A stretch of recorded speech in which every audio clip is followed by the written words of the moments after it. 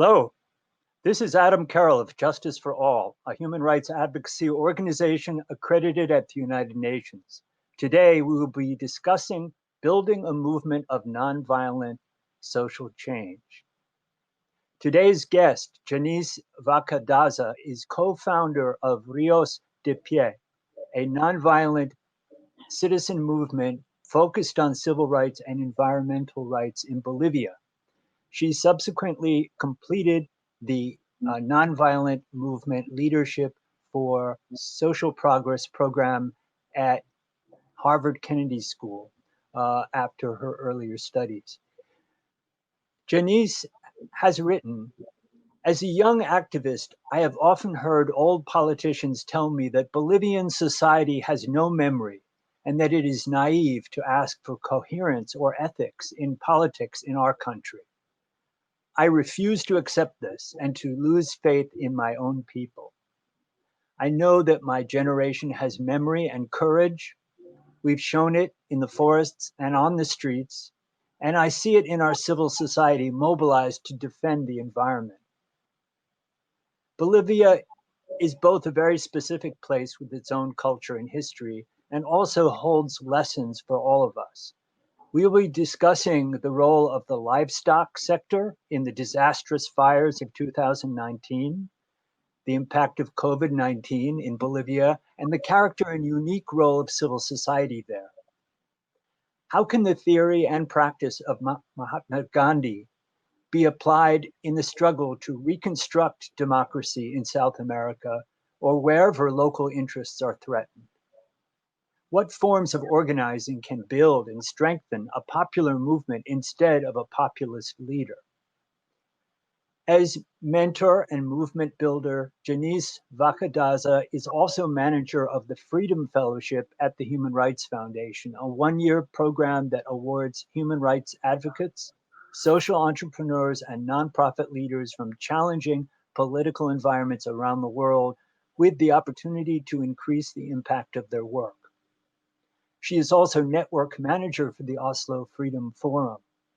In the second half of this show, we will be discussing this important work to build capacity and solidarity at a global level. So, Janice, welcome to the show. Thank you so very much. You surprised me with that introduction, but thank you so much for looking at it. Sure, and you are connecting with us from Bolivia, is that right? Yes, I am currently in Santa Cruz, Bolivia. This is where most of the work that Standing Rivers does was born. So I've been here throughout the pandemic, and this is where I'm staying. Well, we will be speaking about Standing River, even though it seems to be more like a gushing river, a moving, flowing river, because it's so action oriented. With your advocacy and organizing work in Bolivia, maybe if you could just say a few words about how you first came to the work. Of course. Well, I believe this comes to no surprise. I am a young woman. I'm only 27, but I think from a very young age, I was very aware of the many obstacles that Bolivians face in terms of access to healthcare, access to a good education, access to jobs. Because I was born to very, very young parents. My parents were on their first year of university. They studied medicine. They're both doctors. Unlike many other countries, doctors in Bolivia are not well paid. So from a very young age, I understood by looking at their patients and kind of growing with them how difficult it is for so many sectors of Bolivia to have access to something as basic as healthcare. And many times I joined my parents when they worked on rural areas, my dad worked around the Chiquitano forest areas for a long time. So I grew up among those trees in that forest. It means a lot to me. And I think being aware of all this reality, when I was older, I got scholarships, which allowed me the opportunity to study in a foreign country. And once I realized the huge difference of living standards and access to the most basic things like potable water and healthcare and education, it really, really struck me as something that was way, way more different than I ever thought it could be. And I realized that it was on my duty, and many Bolivians that are young and that are my age and that were fortunate enough to maybe travel to other countries, to try and see how we can contribute to change that. Hmm. Well, people who grew up in another country may relate, but we should, for the viewers, maybe take a step back and just talk a little bit about where Bolivia is and a little bit about the history, because many of us are not familiar. Of course. Well, first of all, Bolivia is in the middle of South America. I've met people who don't even know that Bolivia exists, so I'd like to make sure that is clear. We are in the middle of the entire continent, so we have Brazil on one side, we have Chile and Peru on the other side, we have Argentina and Paraguay on the other side. And my country is incredibly beautiful. Like Bolivia it's such a beautiful place. We have such diversity, and not just in terms of languages we speak and the ethnicities within our country, but also speaking from an environmental perspective, the biodiversity in Bolivia is amazing. And it's amazing to see too how within that rich history there is a rich history in politics, in self-organizing. A lot of the communities in different parts of Bolivia are alive today because of the efforts made by local people, not because of the governments, be it during the colony times or also during our independence. There's been a lot of centralismo, we call it. So there's a lot of focus on one or two or three cities in the country and not the entirety of it. Rural communities and indigenous groups are often forgotten. Mm. So Bolivia went through a very complicated period in our democracy after we finally got rid of the dictatorships in the 80s. There was a big struggle for democracy from local groups. And we entered into this stage that is called by Bolivians democracia pactada. So it's kind of a pacted democracy because although we could vote, it was always the same political elites that would kind of take turns in power. So still, minorities had no access to decide what was happening with their own lives. And then came the government of Evo Morales, which came with a lot of promise. They also arrived to the government with a huge majority of the vote, unlike any government prior to them. But sadly, for many people that hold their hopes in this government, since there was an indigenous face in the front of it, eventually they failed to their own beliefs. And paradoxically enough for us, any leadership from civil society that was strengthening or that was blossoming within civil society that was an indigenous leadership was seen as a threat to the legitimacy of Morales himself. So his government was even more hard on indigenous leaders. And also there were so many other things that were very contradictory about his government, such as the fact that he passed a law that made it legal to do hydrocarbon exploración hidrocarburífera in national protected areas, which was something that had never been legal in Bolivia before. And we had many cases of human rights abuses, like the Tipnis area, which is also a protected area, an area that is the home to many indigenous groups, that was opened for creating a roadway through it, and many other human rights violations that kind of, we saw the peak of it during the fires last year in 2019. Before we get to the fires, I wanted to ask about the legacy of Simon Bolivar because Bolivia is named after him, and of course he's also a kind of revolutionary, anti-colonial role model throughout the region. And so, for those who are not from the region, I was wondering if you could speak to him and his kind of legacy, or perhaps how people use that legacy. He's seen as the father of our country in a way, and that is why Bolivia is called Bolivia, because of his name Bolivar comes Bolivia. And his original idea, by the way, and that of many próceres de la patria, many of the warriors that defended our independence, was to actually have a unity of all of Latin America. They wanted to see us as La Gran Colombia, so the big of South America, all the countries united. But then interests at the moment and elites kind of ended up dividing the continent in different countries. There was a lot of time where we thought that Bolivia was going to be united to Peru, Alto Peru and Bajo Peru. But then in the end, elites in Bolivia decided that we wanted to be separate. There are amazing books about this subject. And Bolivar, as well as Antonio José de Sucre, were kind of the ones that led the revolution on this side of the continent. There are also other leaders that were leading the fights for independence more on the Argentinian side and on the Chilean side. But they all kind of united at some certain point. So it's like this high school class, if you want to see it that way, of young people that were very well educated, that had the ideas of the French Revolution as kind of their guidelines, and who also understood the importance of fighting for our own rights, that brought the independence to Bolivia. However, I would like to point out that even though we achieved independence, some disparities within our social groups, such as, for example, indigenous groups and the groups that have been brought to South America as slaves, that was not fixed when our revolution came. I mean, for a year, I believe, if not a little bit more in Bolivia, there was an abolition to slavery, esclavitud, but then the new constitution, because they changed it a lot during our first years, kind of changed that, and then we were back to that system. So I believe up until today, local and indigenous groups that are originary to Bolivia themselves, have not had the freedom that was dreamed of by our founding fathers. Hmm. Well, I hope at some future program we'll be able to focus on the struggle of indigenous peoples in a number of countries. Um, and I know that at the United Nations, there is a movement to recognize and support that struggle. Um, Now, in Bolivia, there are specific social tensions, and you mentioned some of those, um, which also brings me to the question: what has there been a role for the United Nations, as we see in some Central American countries where we have the banana republics being installed and supported by the United Fruit Company, something like that? Was there any interference from either, well, any of the Western powers?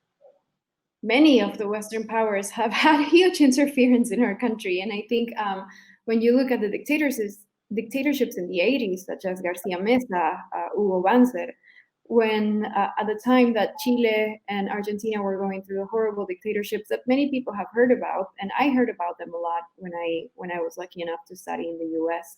I believe a lot of people, they don't forget that Bolivia had their own dictatorships that were supported by the US and other countries, but at the same time, I feel like it's somehow minimized because the documentation of what we went through as a country is very minor, and that is a problem we have until today in comparison to what you can see of documentation in terms of what happened in Chile and Argentina.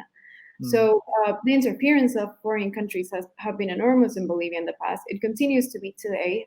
I'd like to point out that much of the work that Standing Rivers has to do in terms of environmentalism, protecting our endangered species, protecting our national parks and protected areas, whenever there's a violation, 8 out of 10, if not more times, it has to do in some level with the Chinese government, and Oh, also, yeah, and also with the Russian government. One campaign that we were getting ready to do last year, but then in the end we had to stop everything we were doing and focus on the fires, was the creation of a nuclear investigation plant in El Alto, in La Paz, that was being done by the Russian state company that studies nuclear power.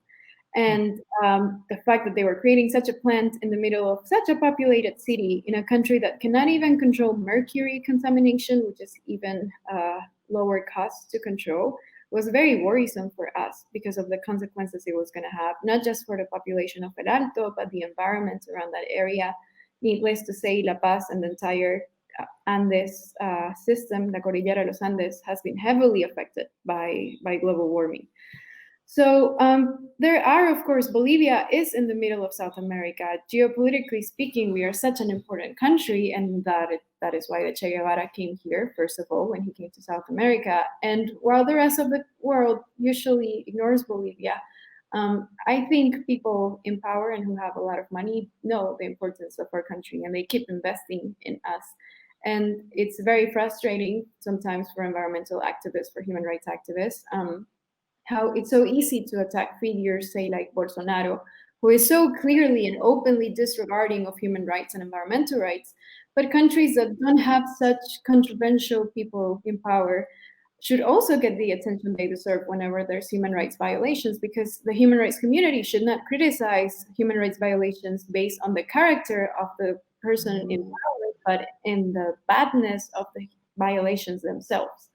So Bolivia has often suffered of this. We've been a country that's often taken into account only when we play a useful role in a right versus left debate. But in reality, we are a very complex country. Our history is so rich that there is absolutely no way to divide it in a right versus left or one group against another. And I thank you so much for giving me the opportunity to point that out. Yeah, I mean the left here has, I think, been somewhat protective of Evo Morales. He had a very good story, and when he came into power, I think, as you referred to, the the the expectations that he would change things. But then you mentioned already uh, some of the decisions he made that were very troubling. And I wonder if you could now tell us July 9th, 2019, what happened? Well, let's go back even before July 9th, because in April, the Bolivian government signed a deal with the Chinese government that indicated that Bolivia was going to begin exporting beef to their country. So Uh, I think a lot of people can identify with this. And I would like to point out that in Bolivia, beyond who is in power, there is a huge economical elite that jokingly here we say they're like our Wall Street. And it's the people that have a lot of money thanks to agro business. They're most of them on the west of the country. A lot of people may have heard of them or not, but they basically control everything. They were in a huge alliance with the Morales government, and they are in an alliance with the current government as well, which is why a lot of legislation regarding forest fires has not changed. And I am happy saying that publicly, but it's not a thing that's very much debated out loud in Bolivia. I'm sure you can understand why. But when that happened, it's funny to see how not that long afterwards, the Morales government released the Supreme Decree 3973, Decreto Supremo 3973, which essentially said it was a Supreme Decree that expanded on previous legislation that already existed, that was already aggressive to our environment. But what this decree said was that it was essentially basing themselves on previous legislature, that it was okay to use controlled fires, if you want to call them that way, in a country that has such weak institution and barely any response to uncontrolled fires, to use fires to expand agro-cattle area, even on forest areas. And that was one of the main factors that contributed to what came not long afterwards. And I think a lot of people can see that on the screen. And this is also the image that they were seeing was already, was not the worst of it, but that was the best one I could find. We had a huge disaster. A lot of people were talking about the fires in Brazil. Our Amazon area was also on fire.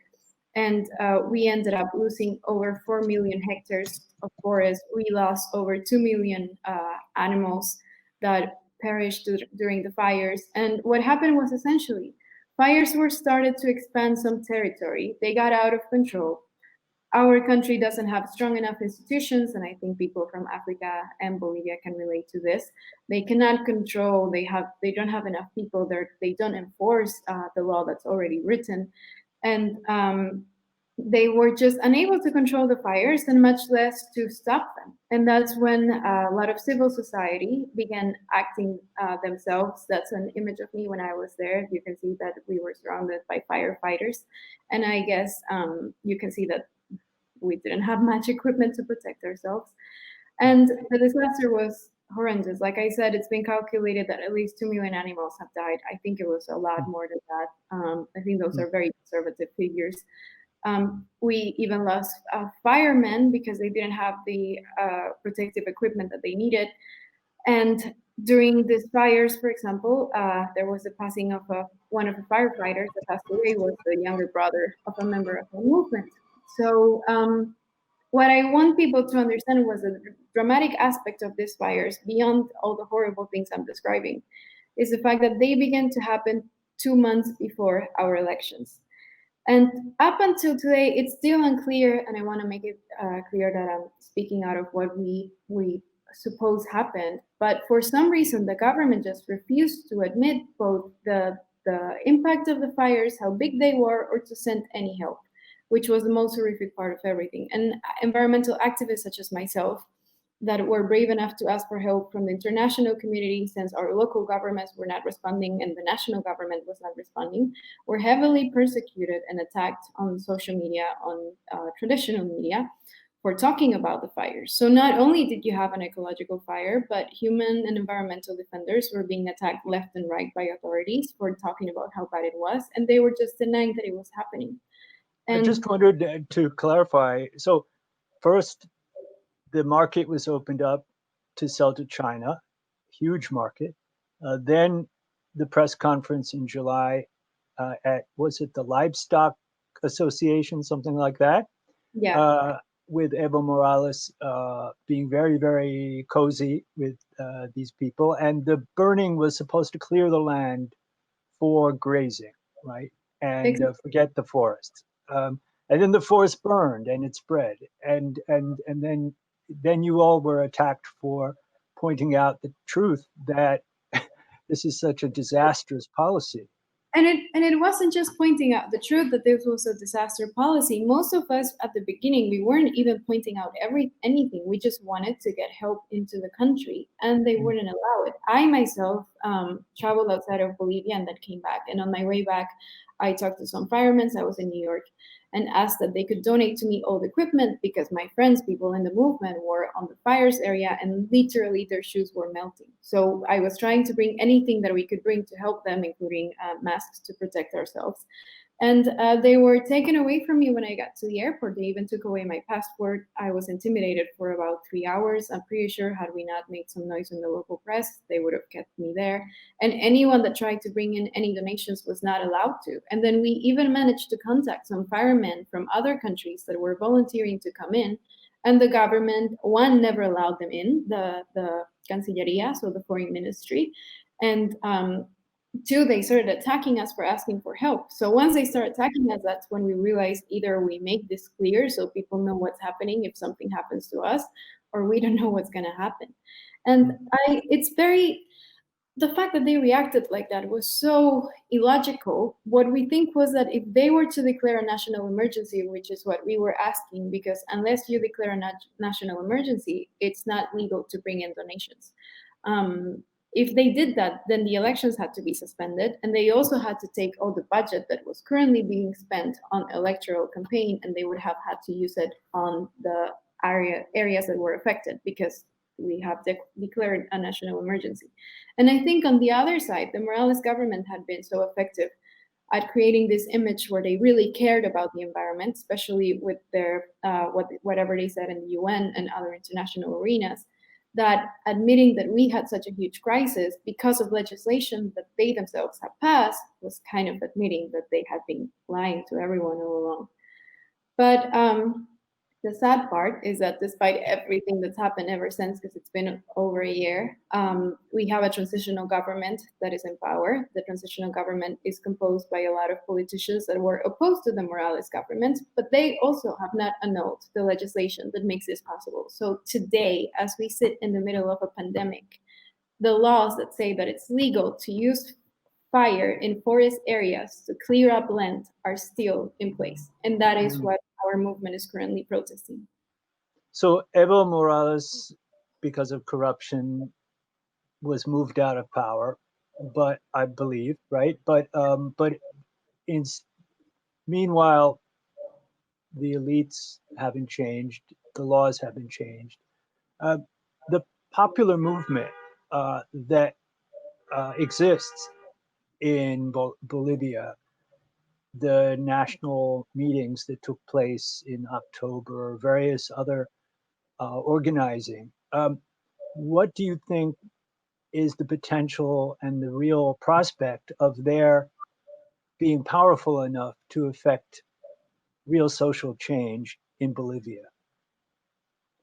I think one thing I really value from what's happened in the past year is that civil society is a lot more brave now to condemn any authority.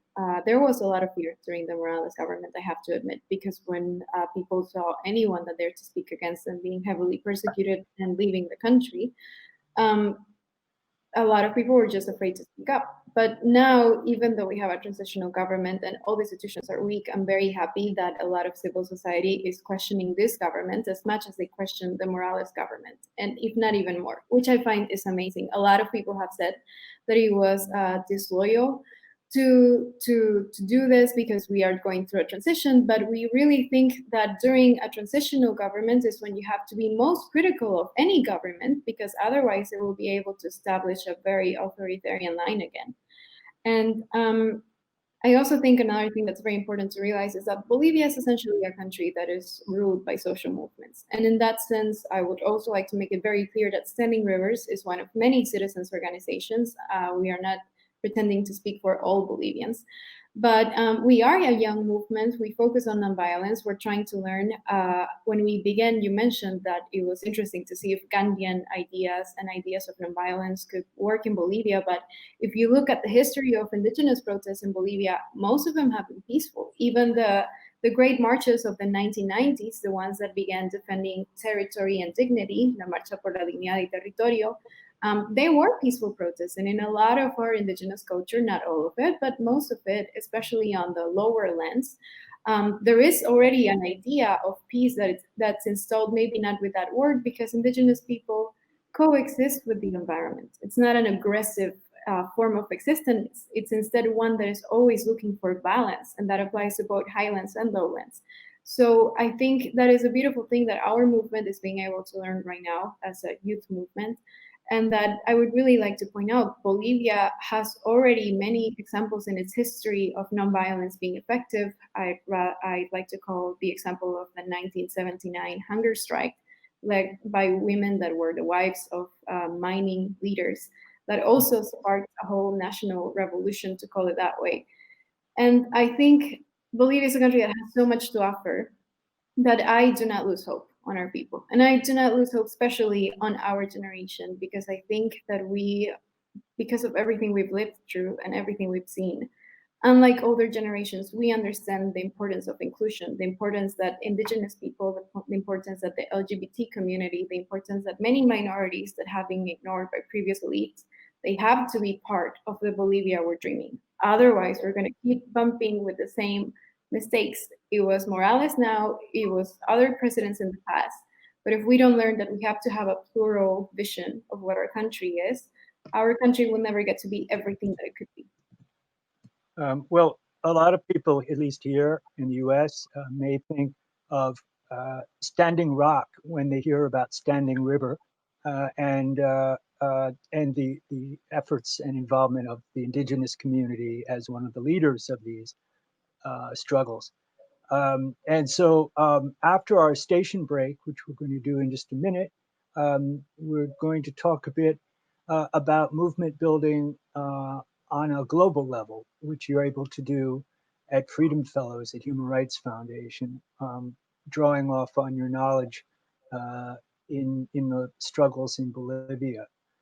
So, you know, this gives us hope that younger people can learn from each other, that anyone can learn from each other and try to build a new way of organizing change. Even in the U.S., we see something like this happening, though the success is uncertain. So please stay tuned, everyone. This is Justice for All, and the show is UN This Week.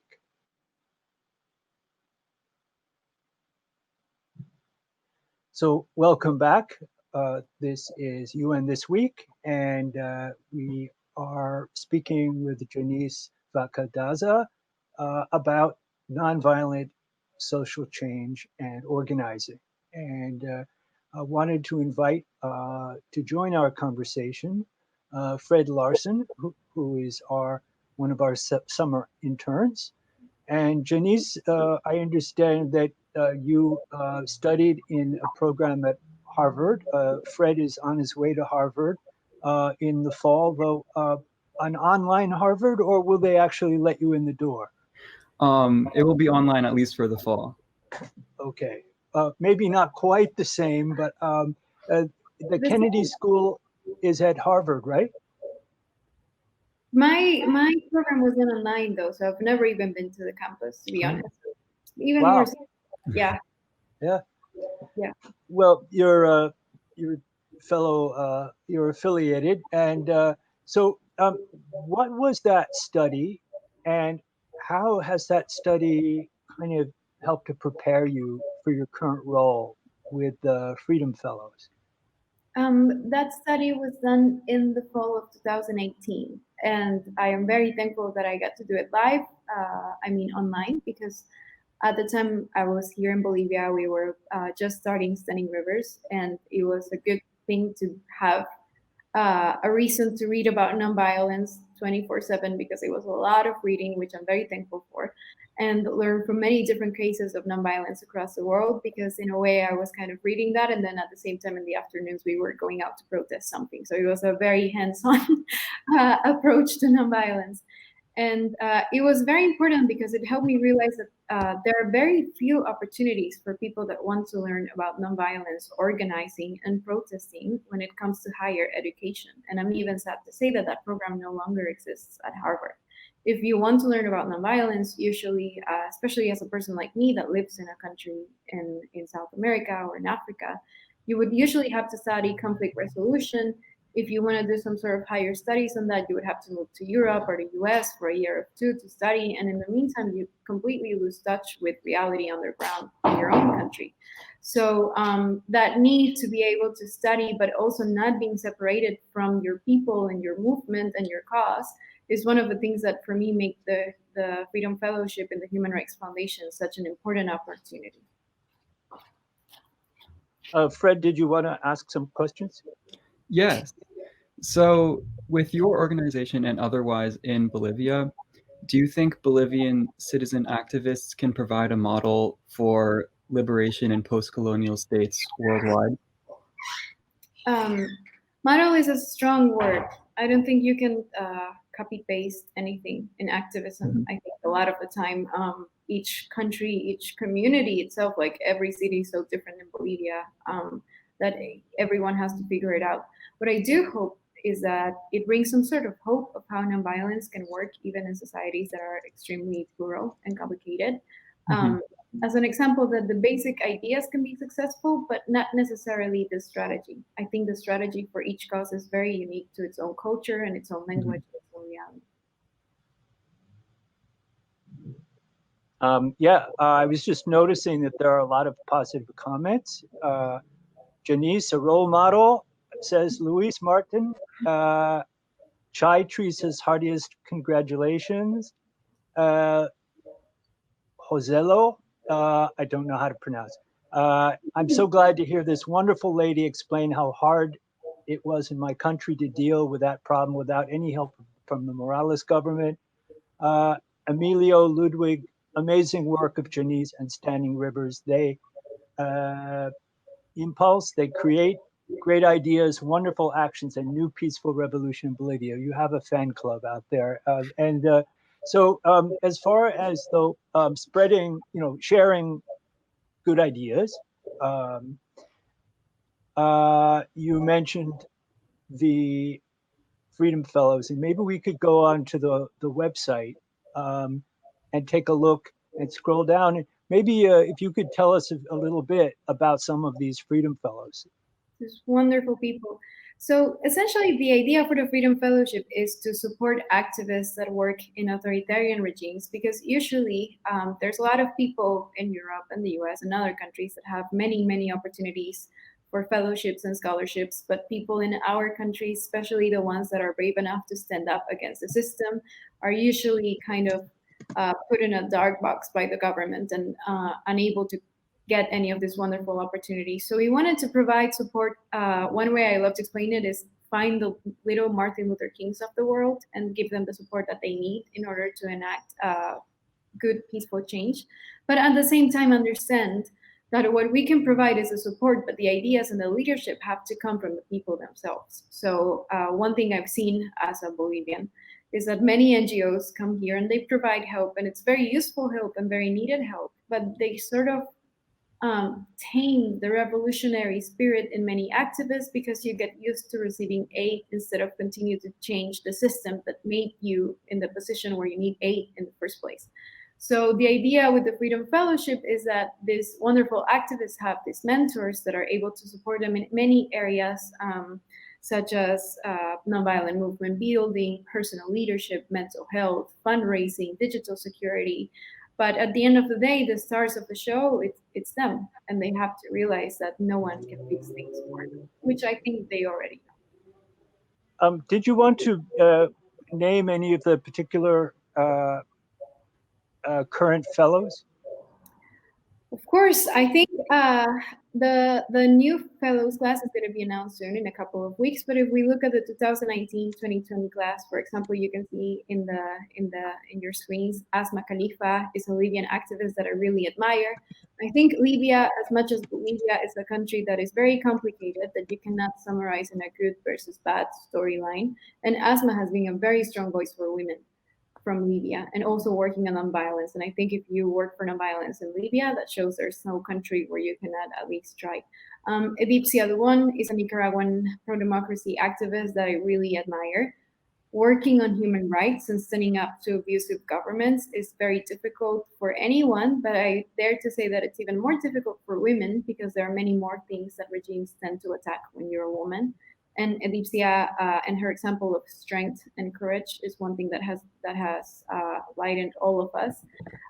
If you go down a little bit more, we can see Fred Bauma. He's called the Gandhi of Congo. He's from DRC, and he leads a movement that's called Lucha that has been using nonviolence activism to enact change, and they've done a lot of it on a local level in a pretty successful way in DRC, which is one of the most violent countries in Africa. So I think I invite people to look at our website, to look at the stories of these brave activists and learn how, if there's such brave people that dare to stand up to abuse and authoritarianism and do it peacefully, then I think there's very little excuse to not try to learn from other activists that are also in the struggle.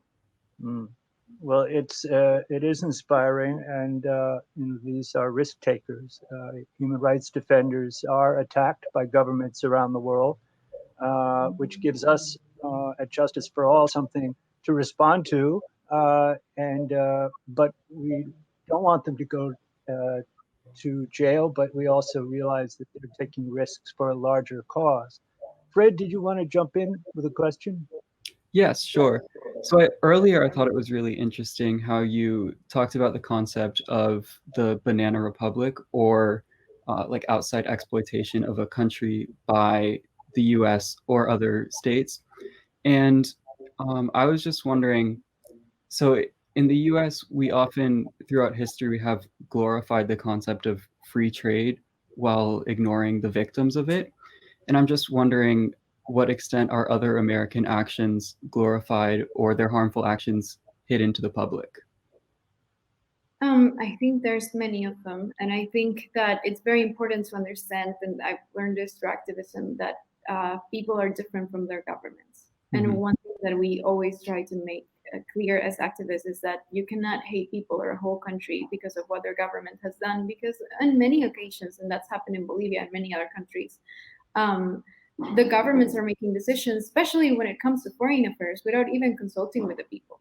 Mhm. And I think one great way to kind of step away from that is education itself. And I think a lot of American citizens are not very well educated on the actions that their country has taken Mhm. in other countries. I think pop culture and cinema and many other things kind of glorify the role in the US in international intervention and make Mhm. it like they're always kind of trying to fix things when in reality there are so many interests that play into that.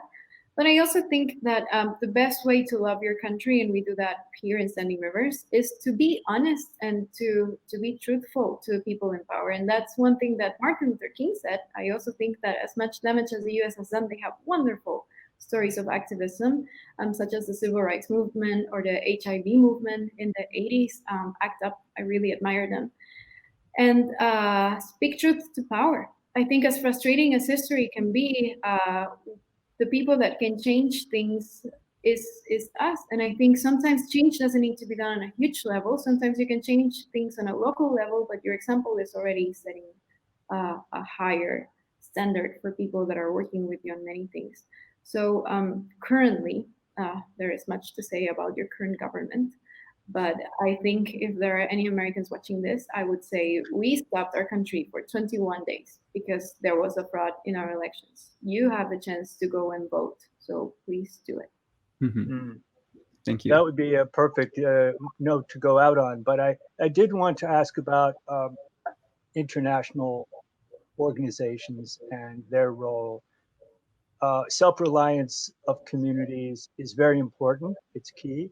But on the other hand, this show is UN this week, and we think about the role of the UN and its agencies, and also regional organizations like OAS, which is Organization of American States. And so, what role do you see, and what relationship do you see local groups having with these international groups? See, that's the thing, and that is the reason why I study nonviolence and why I'm so thankful that I have the opportunity to work at the Human Rights Foundation in the Freedom Fellowship program. Because most of the time, if you're an activist that is being oppressed and it's suffering abuse by your government, you would have to have an attorney, you would have to have a translator, you would have to have a budget for trips, you would have to have many things that normal activists do not have in their power in order to bring your case to international institutions such as the UN or the OAS in the say that their Commission for Inter-American Human Rights. And I think that most of the time, normal people, normal citizens don't have this ability and don't have the power to do so. So initially, when I studied international relations and I volunteered at UNICEF in my university, my dream was to work for an international organization that defended human rights because I thought this is a place where maybe you can make justice for people that are oppressed. But as time went on, I realized that international organizations can support local groups, but it is the local groups the ones that make change. And the change is often done through nonviolence and through huge mass movements and through social organization. Which is I completely shifted the goals of my career. And the Human Rights Foundation, the Freedom Fellowship is one of our programs. We also have the Oslo Freedom Forum. We have Defending the Defenders, which focus on environmental activists. We have the Hong Kong desk that focuses on Hong Kong, for example. And I really love that a lot of the people that work on these programs are people that have a lot of knowledge about those countries and that sometimes are even from those countries. And again, one thing that we always said in Bolivia was that the international community could be important allies, but at the end of the day, no one is going to protect your community better than you do it yourself. And I think that the Human Rights Foundation understands that very well. That is why we support and we engage with activists that are doing change in their communities. You've inspired a lot of comments. Didn't mean to cut you off, but Sandra is saying, Janice, I wish you were here in the USA to help us today as our country is trying to enlist changes for Black Lives Matter and many causes. So we can learn from each other. And yes, that is something that we get also from this Zoom technology and online connections. So we're going to have to wind it up, but this is very inspiring. I know that many people have said so on the comments. And I hope that people will visit your website.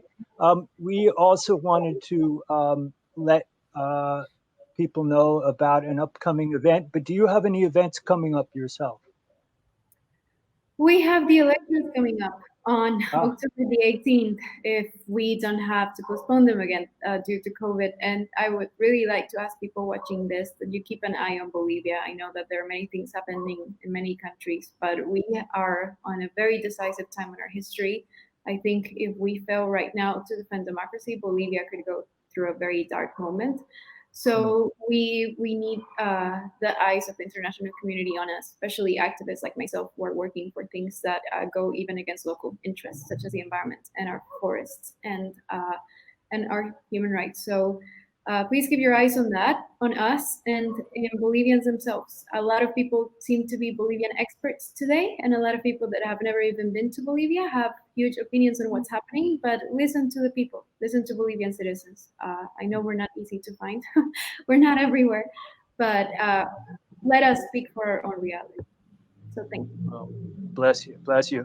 And from Bolivia to Burma, just wanted to put up an announcement that we at Justice for All organizing August 9th, a public conference. You can check it out on the website and join us for an all-day conference. Some of the same things happening in Bolivia are happening in Burma. Unfortunately, these are global trends as much as they're local challenges. So thank you again, Janice. Thanks, Fred. And stay tuned, everybody.